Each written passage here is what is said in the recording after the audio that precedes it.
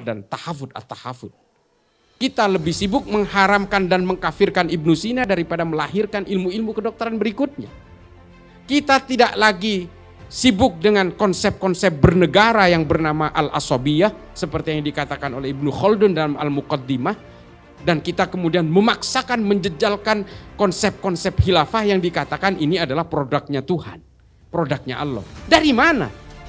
Yang waras tidak boleh ngalah, dan video ini hanya diperuntukkan untuk orang-orang yang waras.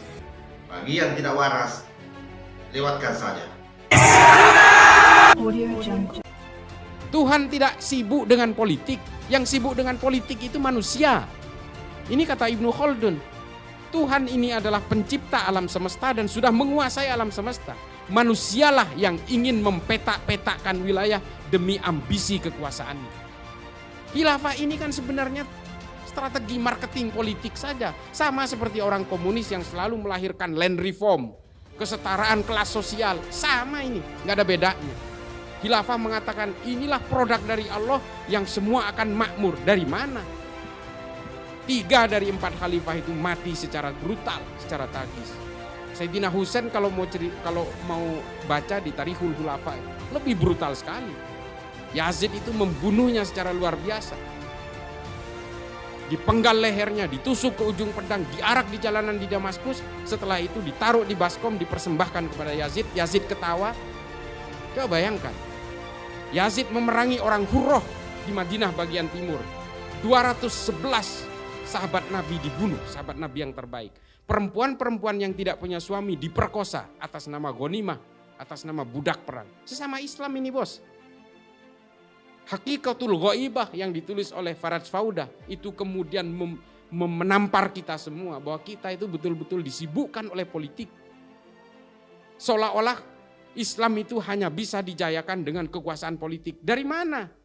Allah sudah menetapkan dalam Al-Quran secara jelas bahwa konsep kehidupan sosial kita itu adalah lita'arufu. Saling berkenalanlah kalian dan berinteraksilah kalian.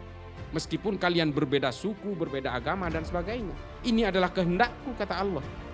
Sampai kapan kita itu diiming-imingi oleh the principle of utopia, kata Ernest Bloch.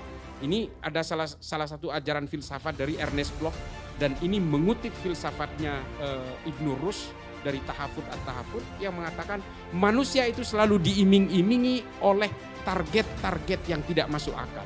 Supaya apa? Ideologinya terjaga. Nah, inilah yang hari ini dijejalkan kepada orang-orang Nahdliyin sehingga mereka itu punya amaliyah dan ubudiyah yang sama dengan orang-orang Nahdliyin, tapi mereka sibuk berpolitik. Ini yang harus kita pahami. Oleh karena itu, tekad GMNU ini saya dukung. Karena apa? Kalau kita baca bukunya Yuval Noah Harari dalam Manusia Masa Depan, judul aslinya Sapiens ya, itu mengatakan nanti kelak, ini Yuval Noah Harari ini bukan orang Islam, ini orang Yahudi, tapi bolehlah kita ambil prediksinya, visioner ke depannya, bahwa nanti akan ada 2 layer manusia, dua kelompok manusia, 2 klaster. Yang satu adalah orang-orang yang menguasai algoritma sosial, algoritma digital. Yang kedua adalah orang-orang yang hanya menjadi konsumen, orang-orang yang hanya menjadi follower, orang-orang yang hanya bisa mengikuti drive dan trajektori dari orang-orang yang menguasai algoritma ini. Ujung-ujungnya apa?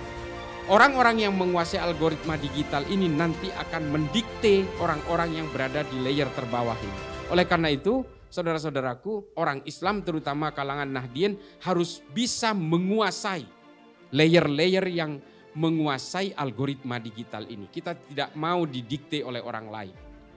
Karena apa?